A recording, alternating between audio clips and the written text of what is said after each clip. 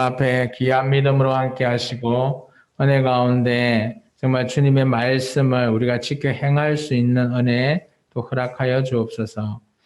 오늘 귀한 말씀을 통해 또 주님 앞에 섭니다. 이 말씀이 우리 생명나무 모든 성도들 마음판에 온전히 마음판에 잘 심겨져서 귀한 열매로 맺기를 원합니다. 아버지 하나님, 주님의 말씀이 우리의 길이요, 또 우리에게 진리요, 또 우리의 인생의 모든 기준이 되는 주님의 말씀을 우리가 온전히 잘 상고하며 또 지키고 또 열심히 읽고 또 열심히 주님의 말씀을 순종해 나아갈 수 있는 귀한 주님의 제자가 될 수 있게 역사하여 주옵소서. 오늘 이 말씀을 통해서도 주님, 우리 생명나무 모든 성도들 마음판에 주님께서 함께 하실 줄 믿습니다. 은혜 가운데 함께하여 주옵소서. 예수님 이름으로 감사하며 기도합나이다. 아멘. 우리 인사하고 시작할까요? 앞사람, 옆사람, 뒷사람과 인사합니다. 주님의 이름으로 사랑하고 축복합니다. 네, 반갑습니다. 오늘 우리가 좀 전에 읽었던 열왕기하서 12장 1절에서 3절의 말씀은 요아스라고 하는 왕에 대한 일대기를 간략하게 세 절로 요약을 하였습니다. 우리가 요아스 왕 이 이전의 사건들을 조금 되새겨보면 이렇습니다. 북이스라엘 왕 오므리 왕조가 멸망당하게 되죠. 누구로부터요? 예후라고 하는 사람으로부터 멸망당하게 됩니다.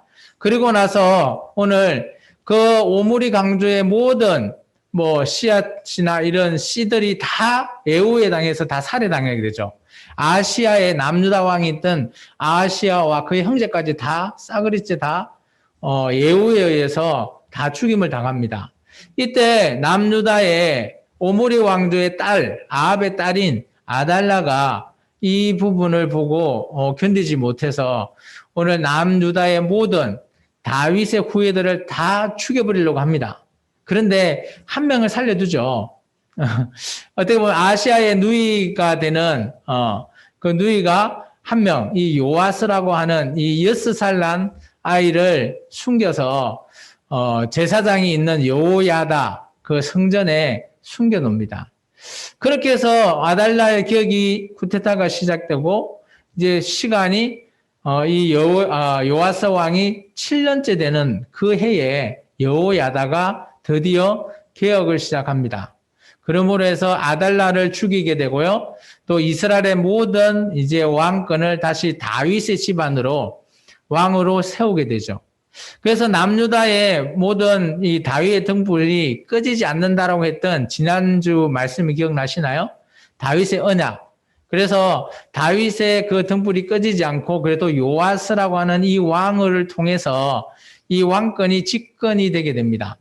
오늘 말씀을 읽어보면 12장 1절에 보면 요아스 왕은 7세에 왕위에 오르게 되고 40년간 그 왕권을 이렇게 나라를 다스리게 되었어요. 40년이라고 하는 시간은 꽤 긴 시간이거든요. 우리가 열왕기에 많은 왕들을 보게 되는데 보통 장기간 집권했던 왕들의 보통 시간이 40년이에요. 다윗이 40년이고요. 솔로몬이 40년이고요. 오늘 이 요아스 왕도 40년이라는 거죠. 그러면 40년 동안 이 나라를 집권하는데 그때 나이가 몇 살이었다고요? 7살. 7살 왕이 나라를 어떻게 다스릴까요? 오늘 요아스의 어머니 이름이 등장합니다. 어머니 이름은 1절에 보시면 시비아라고 하는 브엘세바 사람이라고 이렇게 말을 하고 있습니다. 근데 이 어머니의 이름은 남유다의 특성이에요. 남유다 왕은 어머니에 의해서 길러지기 때문에 어머니의 영향을 받기 때문에 어머니의 이름을 기록을 합니다. 그런데 오늘 중요한 거는 이 요아스 왕은 여호야다라고 하는 대제사장에 의해서 길러지고요. 또 아마 그 어머니도 이 대제사장 여호야다와 밀접한 관계가 있는 것 같아요. 그의 개혁을 이렇게 추종해 주었던 것 같습니다. 그래서 2절의 내용이 오늘 요아스 왕에 대한 평가입니다. 2절을 다시 한번 읽어볼까요? 요아스는 제사장 여호야다가 그를 교훈하는 모든 날 동안에 돼 있죠. 모든 여호야다가 살아있는 동안이거든요. 그때 어떻게 했다고요? 여호와 보시기에 정직히 행하여서 되라고 되어 있습니다. 2절은 줄을 끊으셔야 되죠. 근데 중요한 거는 이 요아스 왕이 어때요? 여호야다라고 하는 자기를 생명을 구해주고 이 나라의 왕까지 세워줬던 그죠? 대제사장인 여호야다가 살아있는 동안에는 어떻게 했다고요? 하나님 보시기에 정직을 행했다. 그러면 나라를 잘 다스렸다라는 소리예요. 맞나요? 그런데 문제가 3절이에요. 3절은 보면 다만이라고 돼 있죠. 이것은 안 좋은 점이거든요. 근데 놀라운 거는 뭔가 하면 우리가 이스라엘이라고 하는 이 나라가 왕은 물론 자기가 개혁을 해서 하나님 보기에 정직을 행하는 길을 따르지만 백성들이 이 길을 하나님 앞에 정직히 따라야 되게끔 백성들도 개혁을 시켜줘야 돼요. 그런데 우리가 성경을 읽어보면 3절 같은 내용이 꽤 많이 나와요. 어때요? 산당을 제거하지 않았대요. 여기서 산당은 어떤 산당인가 하면 솔로몬 왕 때 자기 아내가 이방 나라에서 들어온 우상들을 세웠던 그 산당들이에요. 그러면 이 산당은 뭐예요? 우리식으로 얘기하면 미신들이거든요. 산에 미신들을 믿는 그런 신당들이 세워져 있는 거예요. 근데 백성들은 어때요? 그곳에서 여전히 제사하고 분향을 했어요. 이 산당에서 제사하고 분향하면 누구한테 제사하는 거죠? 여호와 하나님인가요? 아니라는 거예요. 자기들이 믿는 우상에게 제사한 거예요. 그럼 쉽게 말하면 2절과 3절을 자세히 설명하면 이런 겁니다. 왕은 그래도 대제사장 여호야다가 어때요? 열심히 개혁해서 또 하나님 앞에 성전에서 여호야다가 하는 대로 잘 따라왔다라는 거예요. 그런데 백성들은 어때요? 그런 왕과 대제사장들이 했던 그런 거와 별개로 자신들이 가정에서나 자기가 믿는 신들에게 분향하러 산당에 갔다라는 거예요. 우리나라는 종교의 자유가 있는데 예를 한번 들면 이런 겁니다. 우리나라 이제 종교가 기독교입니다. 기독교에는 믿지 마십시오 라고 공포가 됐다고 가정합시다. 그러면 모든 백성들도 다 기독교를 믿어야 되죠. 근데 오늘부터 공포가 됐어요. 그러면 기독교 외에 다른 신은 제사 드리면 안 돼요 라고 선포가 된 겁니다. 그런데 어때요? 내가 어제까지만 해도 불교 드리러 절에 갔다 왔는데 당장 선포됐다고 내가 이거 기독교로 바꿔야 되나 라는 거예요. 그래서 백성들 입장에서는 어때요? 나 어제까지 믿었던 이 신한테 제사 드리러 가는 거예요. 그런 식으로 이해하시면 이 말씀이 이해가 빨리 되실 겁니다. 어떤 내용인지 이해가시죠? 왕이라든지 제사장들은 하나님 보시기에 정직하게 행했지만 백성들은 따라주지 않았다라는 거예요. 쉽게 말해서 대통령이 이렇게 합시다 라고 했는데 백성들은 네 혼자 해라. 나는 이렇게 할 거야. 라고 하는 거와 똑같다라는 거죠. 이해가 가시나요? 그 내용을 이해하시고 그 다음 문장을 조금 보셔야지 이해가 됩니다. 오늘 이 요아스 왕은 두 가지의 큰 일을 합니다. 여호야다 시대에. 그 첫 번째가 뭔가 하면 이 여호와의 성전, 솔로몬 때의 성전일 겁니다. 그 성전을 보수하는 공사에 오늘 좀 집중을 하고요. 근데 그 보수 공사를 시키는데 잘 이루어지지 않아요.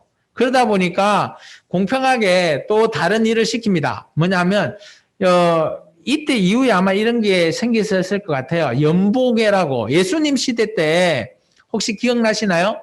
2렙돈을 들였던 과부하고 많은 돈을 들였던 바리새인의 비유 기억나나요? 2렙돈의 과부는 자기 생활비까지 들였다라고 했던 그 괴 기억나나요? 그 괴에 딱 동전이 떨어지면 딸랑 소리가 나거든요. 연보계는. 그래서 얼마 넣는지가 표시가 안 난대요. 그래서 많이 넣는 사람은 어떨까요? 동전이 두두두둑 떨어지겠죠. 그런데 하나나 두 개 넣으면 딸랑 땡그랑 하고 말겠죠. 이제 그런 것을 예수님 때 얘기했던 그 연보계 있잖아요. 그때 성전에 있었던 그 연보계의 시작이 아마 이 왕, 요아스 왕이지 않나라고 시작이 이 요아스 왕 때 만들어진 제도로 보여집니다. 이 이전에는 이런 계가 없었거든요. 그 말씀을 우리가 한번 읽어볼까 합니다. 그래서 4절부터 우리가 조금 길긴 한데 4절부터 16절까지거든요. 제가 한 절, 여러분이 한 절 같이 한번 읽어보겠습니다. 요아스가 제사장들에게 이르되 여호와의 성전에 거룩하게 하여 드리는 모든 은 곧 사람이 통용하는 은이나 각 사람의 몸값으로 드리는 은이나 자원하여 여호와의 성전에 드리는 모든 은은, 여기서 말하는 은은 말 그대로 돈이에요. 돈, 동전. 동전으로 생각하시고 읽으시면 됩니다. 5절 읽으십시오.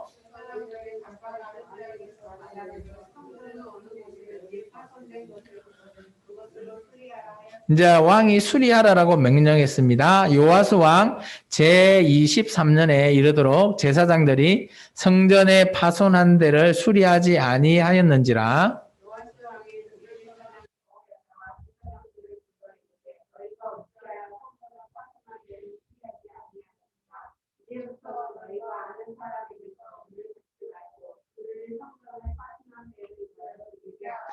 제사장들이 다시는 백성에게 은을 받지도 아니하고 성전 파손한 것을 수리하지도 아니하기로 동의하니라.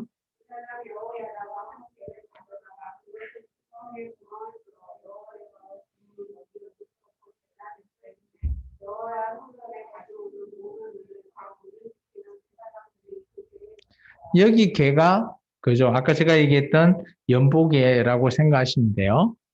이에 그 궤 가운데 은이 많은 것을 보면 왕의 서기와 대제사장이 올라와서 여호와의 성전에 있는 대로 그 은을 계산하고 하여 봉하고,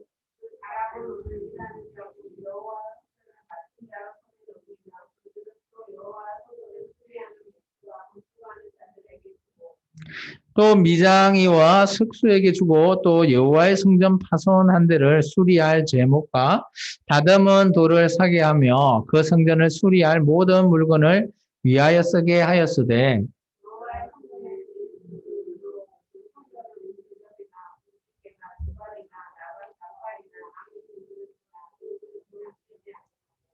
그 은을 일하는 자에게 주어 그것을 여호와의 성전을 수리하게 하였으며,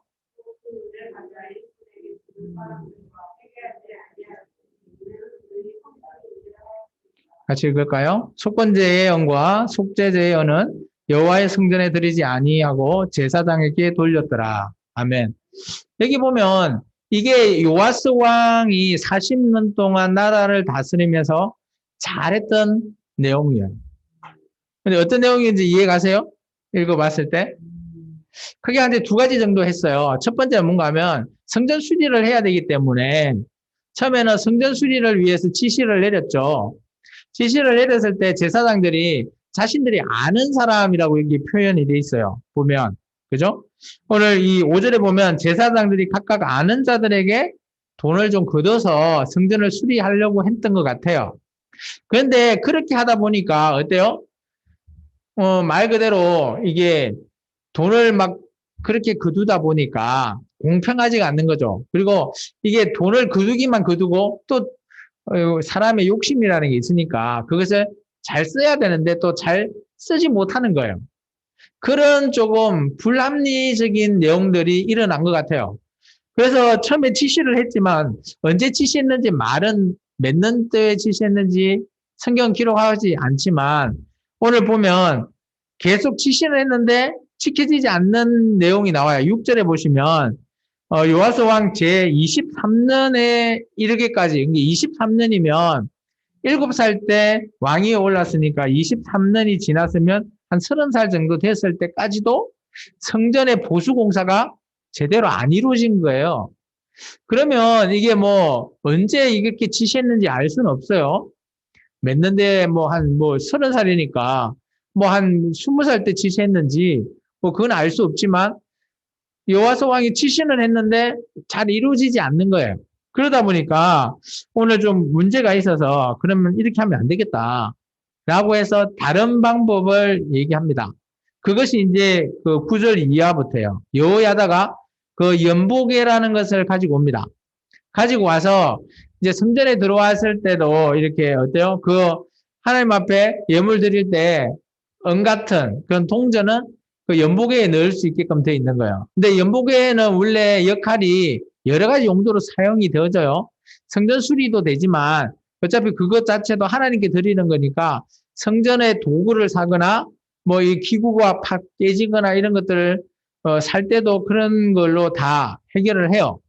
그런데 오늘 이 연보계를 이제 이렇게 만들어 놓고 나서 10절에 보시면 왕의 서기 플러스 대제사장이 그 언을 이 계수를 해요. 얼마나 들어왔는지 회계 처리를 하는 겁니다. 그리고 봉해 놓는 거죠. 이게 실제 말 그대로 공정하게 아까 이전에는 제사장들에게 맡겨놓으니까 그들이 뭐 돈을 이렇게 하여튼 받아 걷어가지고 얼마 걷었는지 알 수도 없어요. 회계 처리도 안 해놓는 겁니다. 그러다 보니까 왕이 지시를 했지만 그게 수리가 잘 이루어지지 않는 거죠. 그런데 그래서 다시 한 번 더 이 왕이 23년 되는 해에 이런 연보계를 추진하게끔 아마 시켰겠죠. 그러니까 이제 여호야다라고 하는 대제사장이 이렇게 추진을 하는 겁니다. 그래서 이제 공평하게 왕 쪽에서 한 명, 대제사장 해서 이렇게 같이 두 명이서 그것을 어때요? 회계를 보고 딱 얼마 이렇게 봉해놨다라고 합니다. 그리고 나서 이제 성전을 수리하기 위해서 성전 맡은 자에게 그 수리비가 필요하잖아요. 그러면 그 수리비에게 이게 봉해놓은 거 돈을 떼주고 그리고 나서 실제 이제 수리하는 목수나 건축자들, 미장이, 석수 이런 사람들한테 그 돈이 갈 수 있게끔 준 겁니다. 그렇다면 이런 내용들이 이전에는 구성이 안 됐다라는 거죠. 23년 이내에는 시키기만 했지 어떤 식으로 해라 이런 것들 전혀 체계가 이루어지지 않았다라는 거예요. 그러다 보니까 수리가 잘 이루어지지 않은 거죠. 이게 쉽게 말하면 어떤 시스템화가 만들어진 거예요. 우리도 국가의 정책이나 이런 걸 보면 우리가 코로나 이 방역 있잖아요. K 방역이 참 잘 돼 있잖아요.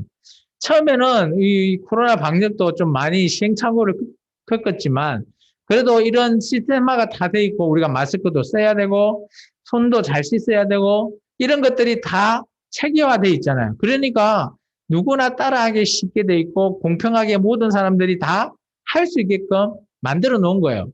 그러니까 오늘 이게 요아스 왕이 했던 일이 그런 일이라는 거죠. 쉽게 말하면. 그렇게 시스템화를 시켜서 성전 보수 공사나 이런 것들이 발생할 때 딱 그렇게 용도로 써야 되는데 그 용도로 안 쓰여지고 다른 용도로 사용되었다라는 거예요. 기존에는. 그래서 이런 것들을 잘 해결을 했던 그런 부분들이 있습니다. 그래서 이제 성전세라든지 그다음에 이 연보계 이런 것들을 만들어서 하나님 보시기에 참 잘했다라고 했던 내용들이 16절까지 내용이에요. 그런데 이제 17절부터는 내용이 좀 달라집니다. 우리가 17절부터 21절까지 내용을 한번 읽어보고 어떻게 바뀌었지? 한번 생각해 볼 이유가 있습니다. 한번 성경을 읽고 난 이후에 같이 한번 의논을 해보겠습니다. 그때 아람 왕 하사일이 올라와서 가드를 쳐서 점령하고 예루살렘을 향하여 올라오고자 하므로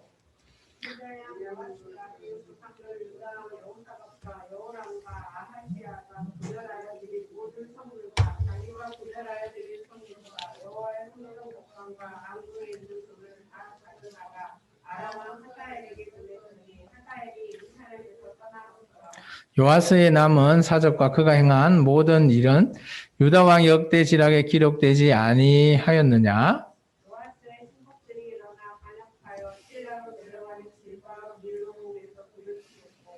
그를 쳐서 죽인 신복은 같이 읽습니다. 시므아스의 아들 요사갈과 소멜의 아들 여호사밧이었더라. 그는 다윗성에 그의 조상들과 함께 장사되고 그의 아들 아마사가 그를 대신하여 왕이 되니라. 자, 이거는 17절부터 21절에 보면 내용이 완전 달라요. 이제 16절까지는 참 잘한 일인데 갑자기 17절에 보면 아람 왕 기억나시나요?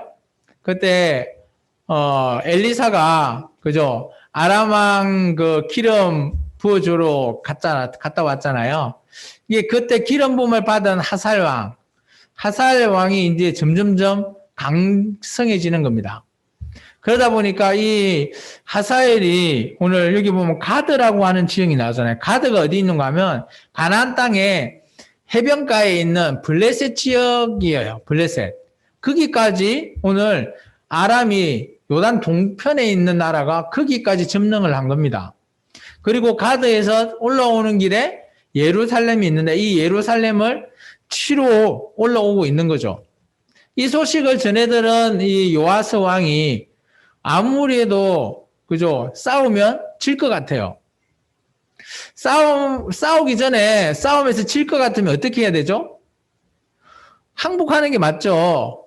미리 항복하고 내가 당신 나라 잘 섬기겠습니다 하면서 조공을 바치는 거예요. 맞죠? 약한 나라는 그렇게 해야지 그 나라 생명을 유지할 수 있는 거예요. 안 그러면 그 나라가 망하죠. 그래서 오늘 이 요아스 왕이 조공을 바치는데 놀라운 거는 기존에 왕궁에 있던 보물뿐만 아니라 성전에 있던 그런 곳간에 있는 성물 그리고 여호와의 성전 곳간에 있는 여러 금 이런 것들을 다 갖다 바친 거예요. 하사엘한테. 그러니까 하사엘이 그거 받고 이 나라를 치지 않고 그냥 자기 나라를 돌아갔대요. 그것까지는 어떻게 보면 요아스 왕이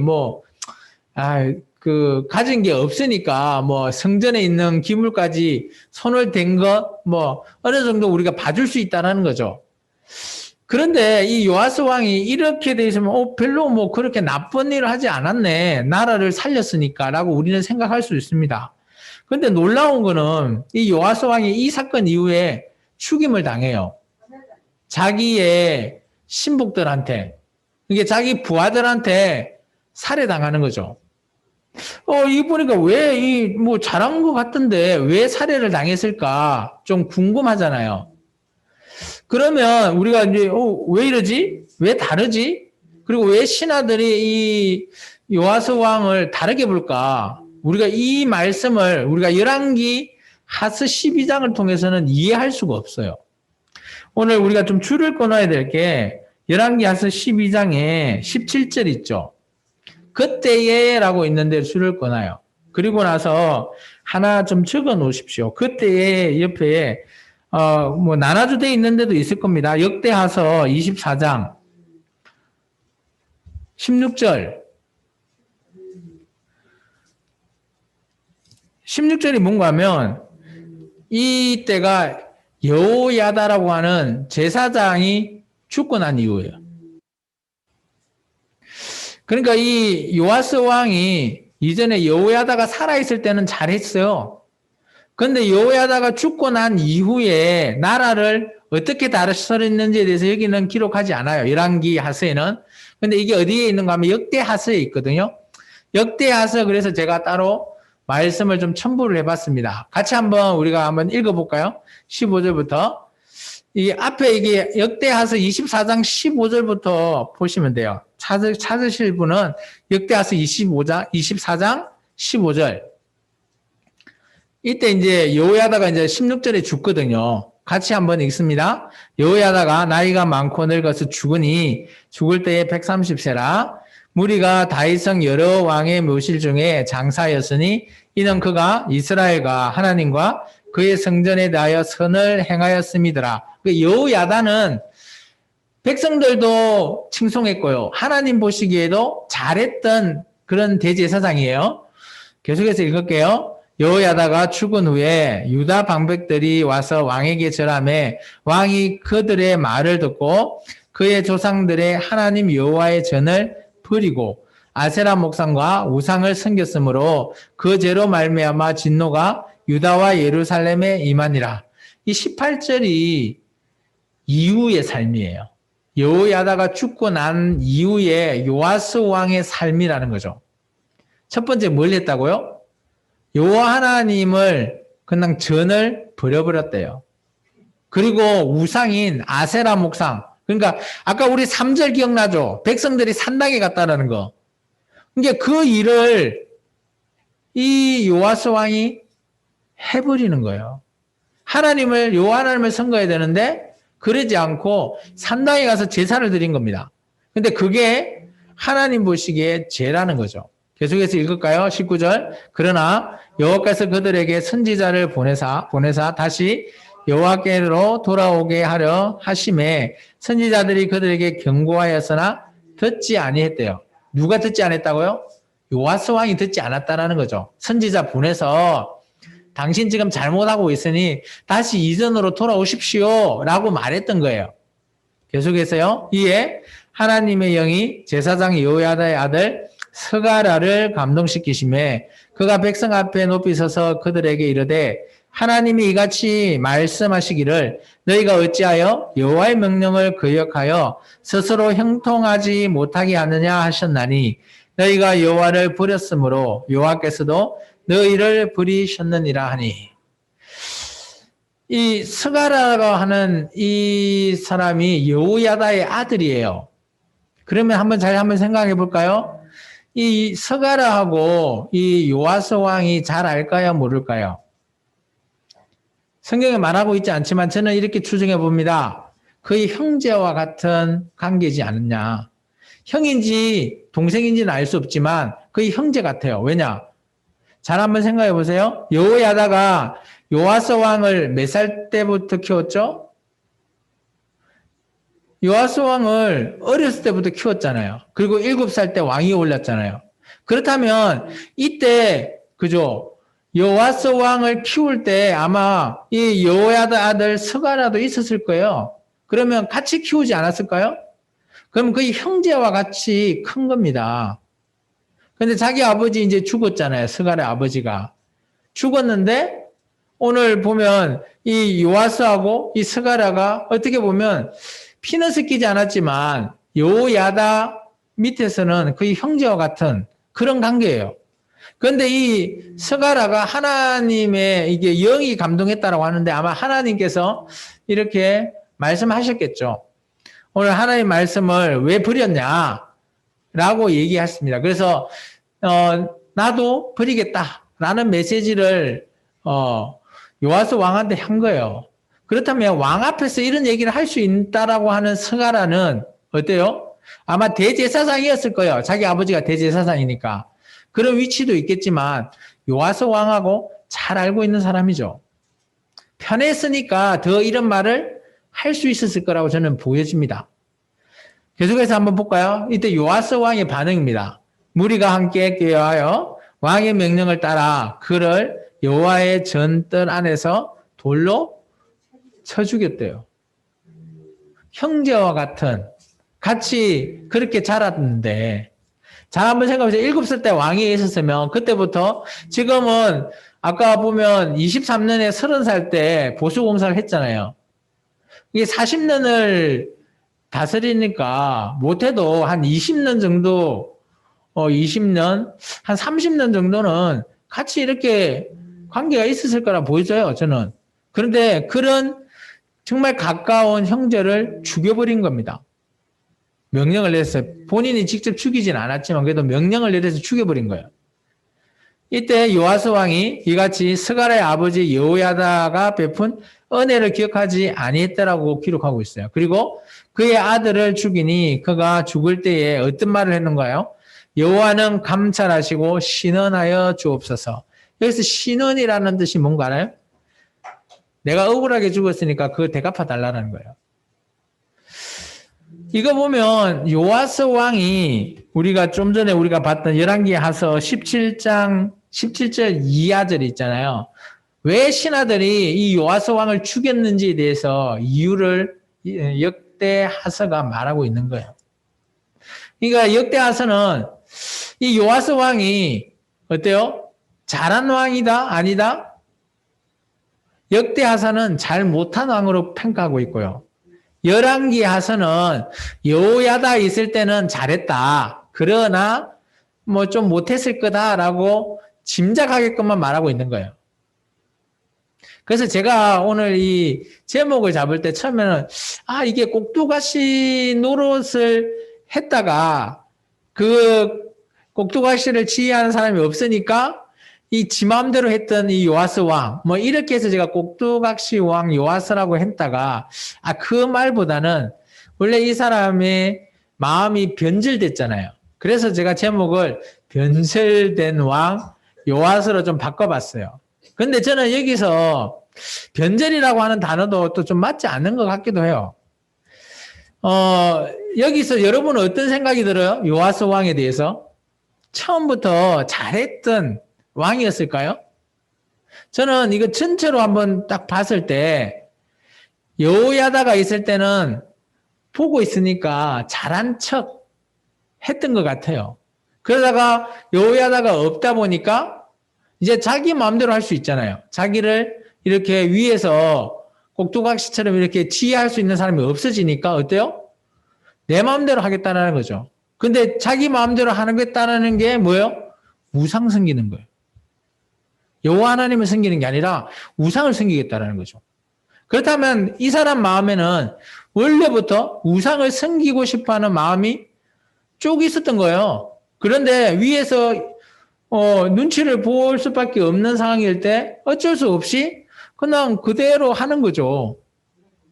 저는 이제 이 말씀을 열왕기하 12장을 보고 참 이 요아스 왕이 물론 뭐 변절이 됐다면 잘했다가 못했다 이렇게 될 수도 있고요. 아니면 처음부터 아예 악한 왕이다 라고도 볼 수 있다라는 거죠.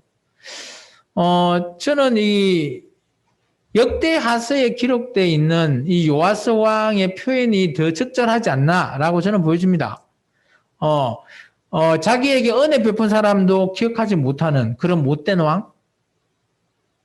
이게 저는 좀 더 적절한 요아스 왕에 대한 판단, 요약이지 않나라고 저는 보여져요. 그래서 요아스 왕은 처음부터 잘한 왕은 아니다라는 것을 저는 이쪽에 역대하서 쪽에가 더 저는 좀 제 마음은 좀 가 있습니다. 그런데 열왕기하서에는 열왕기하서 12장 2절에는 하나님의 평가는 여호야다 있을 때는 정직했다라고 했으니까 뭐 조금 다르죠, 평가가. 그러다 보니까 이 요아스 왕을 통해서 우리가 어떤 걸 볼 수 있을까라고 저는 곰곰이 한번 생각해 봤어요. 근데 우리가 이제 이중인격 하는데 그 이중인격 자체도 우리의 마음이 뭐 이렇게 자기 원래 실마음과 누가 보고 있으면 잘하는 척 하는 마음 이런 게 있을 수밖에 없거든요. 이게 사람은 언제나 이중인격적인 그런 존재가 있어요. 누가 나를 이렇게 보거나 막 이렇게 하면 잘하는 척하고 좋아하는 거 뭐 이렇게 그런 거 하다가 뭐 그런 것이 없으면 내 마음대로 할 때는 실제 본인이 하고자 하는 것들을 해버리는 거예요. 근데 그게 좋은 거 하면 좋은데 보통은 안 좋은 걸 하는 거죠. 이 이전에 하는 척에 반대되는 걸 많이 해요. 그래서 이제 이런 것들이 조금 문제가 되긴 하죠. 그래서 오늘 요아스 왕을 봤을 때는 이게 이 왕의 원래 전체적인 이 왕의 성격이나 이런 심리적인 걸 봤을 때는 이 왕은 착한 왕은 아니다라고 저는 그렇게 판단을 했어요. 여러분이 이 성경 한번 읽어보시고 제 판단과 다를 수도 있을 겁니다. 그래서 한번 읽어보시고 이 왕이 왜 이렇게 했지? 라고 하는 것들을 한번 더 이게 꼼꼼히 읽어보시면 제 의견에 동참하실지 아니면 반대하실 수도 있을 겁니다. 그래서 뭐 성경의 판단은 각자의 몫이니까요. 근데 이제 저는 이제 여러분한테 오늘 말하고자 하는 거는 이겁니다. 이 뒤에 것도 더 있네요. 죄송합니다. 아까 뒤에도 더 있었네. 이 뒤에는 아까 그거랑 똑같습니다. 똑같이 이제 했다라는 거고요. 이제 말씀을 한번 정리하면, 요아스 왕의 평가는 2절에 여호야다가 있을 때는 참 정직했다. 정직이라고 하는 단어가 하나님 보시기에는 제가 봐도 저도 정직이라는 단어를 좋아하거든요. 근데 하나님 보시기에도 정직이라고 하는 단어를 참 좋아하시는 것 같아요. 다윗의 길을 따른 왕의 대부분 뒤에 적혀 있는 단어를 꼽자 하면 정직이에요. 그래서 오늘 요아스 왕의 평가는 여호야다라고 하는 대제사장이 있을 때는 정직했다라는 평가를 받았어요. 그런데 실제 이 평가가 제대로 된 평가일까? 저는 조금 의구심이 있다라는 거죠. 이게 역대하서를 보면 이 왕은 원래부터 정직하지는 않았다라고 저는 평가를 합니다. 그런데 이 왕이 그래도 잘한 게 있어요. 그죠? 여호야다가 살아있을 때 잘한 거 두 가지. 성전세를 내서 성전을 수리할 수 있게끔 하고 또 연보계를 만들어서 또 여러 가지 사용할 수 있게끔 그 시발점이 되게 했던 최초의 왕. 뭐 이런 측면에서는 쉽게 말하면 시스템을 만든 우리 어떤 체계화를 만든 구축했던 왕, 뭐 이렇게 보시면 될 것 같아요. 그래서 참 이런 입장에서는 잘하지 않았나라고 좀 보여지고요. 근데 이게 예수님 시대에 갔을 때 이런 흔적들이 남아 있어서 그런데 이게 과연 이 왕 이후에도 이게 계속 제대로 잘 시행했을까라는 데는 조금 의문점이 좀 있어요. 나중에 우리가 저 요아스 왕 때나 요아스란다 그 요시야 왕 때 이런 데 가보면 성전에서 이게 율법책을 나중에 막 이렇게 수리하다가 또 찾거든요.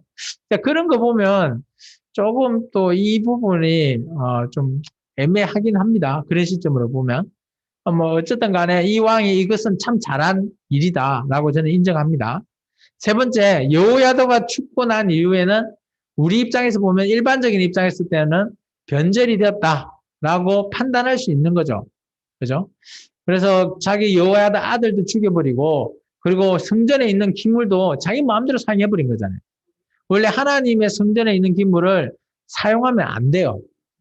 근데 그런 것들 자기 마음대로 나라 살린다는 명분하에 그냥 다 줘버렸어요. 아람 나라에게. 이제 그런 것들이 신하들이 보기에도 이건 아니다라고 판단한 거죠. 그래서 어떻게 보면 이 신하들의 개혁도 어떻게 보면 맞다라고 저는 보여져요. 이게 왕을 이게 죽였다라는 거에 대해서는 잘못한 일이지만 잘못하고 있는 왕을 죽이는 것 또 어떻게 보면 역사적으로 잘했다라고 할 수도 있다라고 저는 얘기 있습니다. 그래서 오늘 12장은 제 의견과 좀 다를 수도 있습니다. 여러분의 의견이.